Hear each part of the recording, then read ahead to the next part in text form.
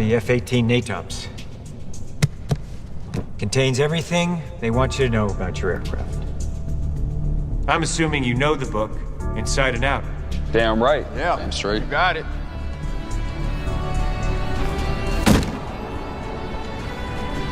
So does your enemy. As you just saw in the clip, Maverick, the instructor, tells the young pilot they should know every technical detail about flying their jets. When you know something inside and out, you know completely and extremely well. In other words, you know everything about it. For example, he knows the business inside and out. That's why he became the new CEO. So keep watching to learn even more advice, words, and expressions with the movie Top Gun Maverick, the sequel to the 1986 classic Top Gun. And just in case you are new here, our method is simple. First, you will watch the scene with the subtitles and you will see how much you understand. It's okay if you miss some word or grammar, because we're going to teach them all to you in the learn part. And then finally we will test you by playing the scene again without subtitles, with some quiz questions. Top Gun is what they call the Naval Fighter Weapons School.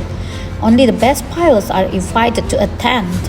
Tom Cruise reprises his role as Pete Mitchell, aka Maverick, an experienced Navy captain who's sent back to the Top Gun to train a group of young pilots who need to destroy an unofficial uranium plant. For reasons known only to the Almighty and your guardian angel, you've been called back to Top Gun.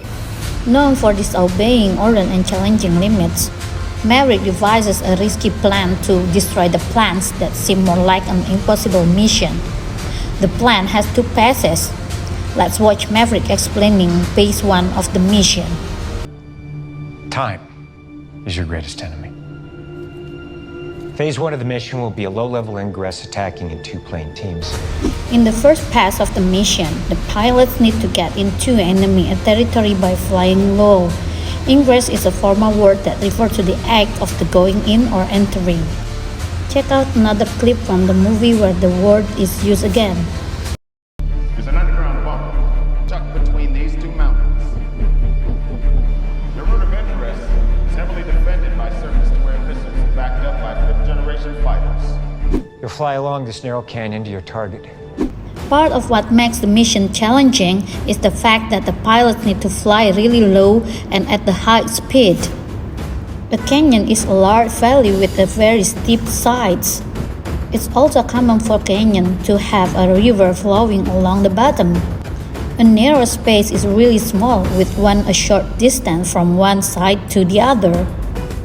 By the way, a common expression with the word narrow is to narrow down. When you narrow something down, you are deciding which available option you should reduce. For example, imagine you have 12 Top Gun pilots to choose from. But for the mission, you need to narrow this number down to only 6. Those 6 pilots will be the ones actually executing the mission. We recalled 12 Top Gun graduates from their squadrons. We want you to narrow that pool down to 6. They'll fly the mission. Radar-guided surface-to-air missiles defend the area. These SAMs are lethal. SAM stands for Surface-to-Air Missile. This missile is also known as a ground-to-air missile. These are missiles that are launched from the ground in order to prevent an aircraft attack. According to Maverick, these missiles are guided by radar, but they only detect aircraft up in the sky. That's why they need to infiltrate enemy territory by flying low across the canyon. That way, these SAMs won't be able to detect them. Something lethal is deadly. In other words, it can kill you. Joshua, Yes? how lethal is that bomb? I don't know. Let me check. But they were designed to protect the skies above, not the canyon below. That's because the enemy knows no one is insane enough to try and fly below them. That's exactly what I'm going to train you to do. On the day, your altitude will be 100 feet, maximum. In aviation, altitude refers to the height above sea level. The lower the altitude, the closer to the sea level the aircraft gets.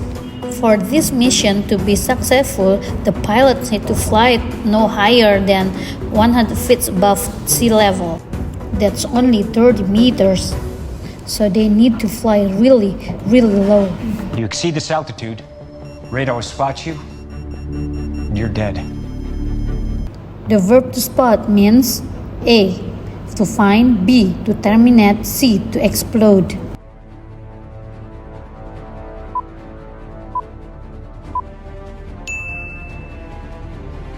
Maverick is saying that if their altitude is higher than 100 feet, the radar from the SAMs will detect or spot them.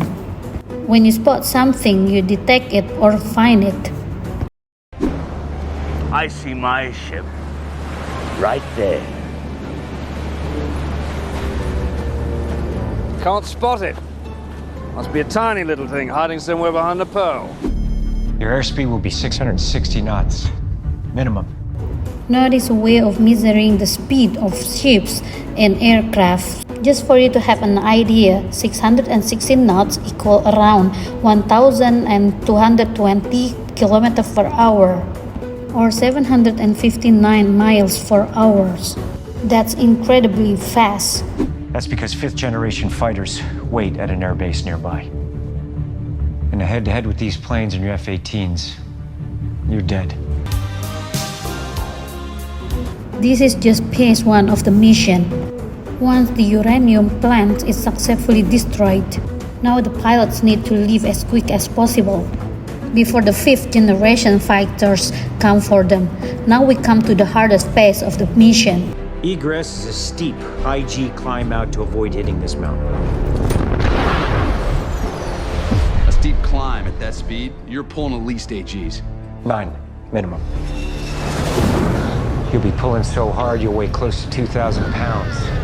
Your skull crushing your spine. Your lungs imploding like an elephant sitting on your chest. You're fighting with everything you have just to keep from blacking out. And this is where you'll be at your most vulnerable. This is Coffin Corner. Assuming you avoid crashing into this mountain, you'll climb straight up into enemy radar while losing all of your airspeed. Within seconds, you'll be fired upon by enemy SAMs. Sir, is this even achievable? The answer to that question will come down to the pilot in the box.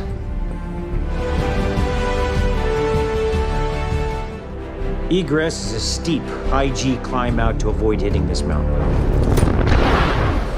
Maverick is now explaining to the young pilots how to leave the enemy territory safely. Remember, I explained earlier that ingress means to enter or go in. The word egress is the opposite of that. Egress refers to leaving a place to exit. You'll be pulling so hard you'll weigh close to 2,000 pounds. Your skull crushing your spine. Your lungs imploding like an elephant sitting on your chest. In order to leave safely, the pilots need to pull the aircraft up to its very limits while moving at incredible speed. Your skull is made of bones. It surrounds your brain and gives your head its shapes. Your spine is the line of bones you have in your back that supports your body and protects your spinal cord. To crush means to press something very hard in order to break it. Maverick is saying that the sensation you feel when you're pulling the aircraft up like that is like your skull is crushing your spine. Your lungs are the organs that make you breathe. You'll be pulling so hard you'll weigh close to 2,000 pounds. Your skull crushing your spine. Your lungs imploding like an elephant sitting on your chest. To implode means A. To get oxygen, B. To collapse, C. To fill up.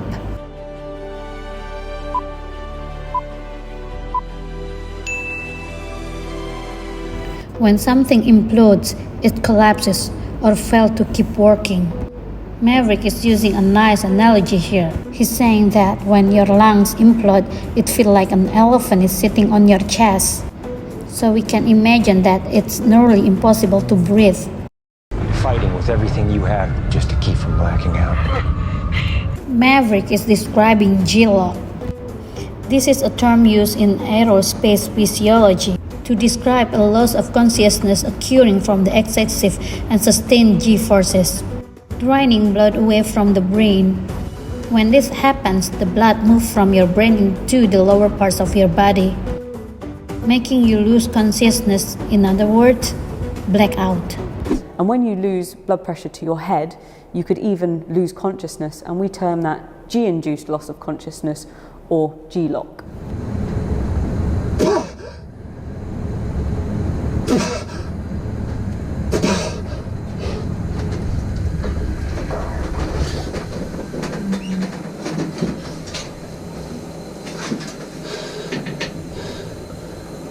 Blimey! I lost everything there.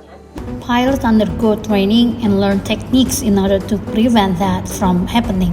Because, as you can imagine, it's real dangerous for a pilot to lose consciousness while flying an aircraft. And this is where you'll be at your most vulnerable. This is coffin corner. In simple terms, coffin corner is a term used in aviation to refer to when an aircraft is flying at high altitude and maximum speed. This makes it difficult to control the aircraft and keep it stable, and it is a very dangerous situation for a pilot to be in. Miracle number 2. Now they're in coffin corner. We're not out of this yet. Assuming you avoid crashing into this mountain, you'll climb straight up into enemy radar while losing all of your airspeed. Certain verbs are usually followed by the gerund. The verb to avoid is one of them. Instead of saying avoid to crash or avoid to hit, we tend to say avoid crashing and avoid hitting. Other examples of verbs that are usually followed by the gerund are enjoy. I enjoy watching movies, not I enjoy to watch movies. Finish. He finished reading the book, not he finished to read the book. In this specific case, there isn't a clear rule. You need to actually memorize which verb are followed by the gerund. While you can search for a list of gerund verbs on Google, the best way for you to learn this is by living your English every day. You will see that it's easier to memorize this the more English you consume and use.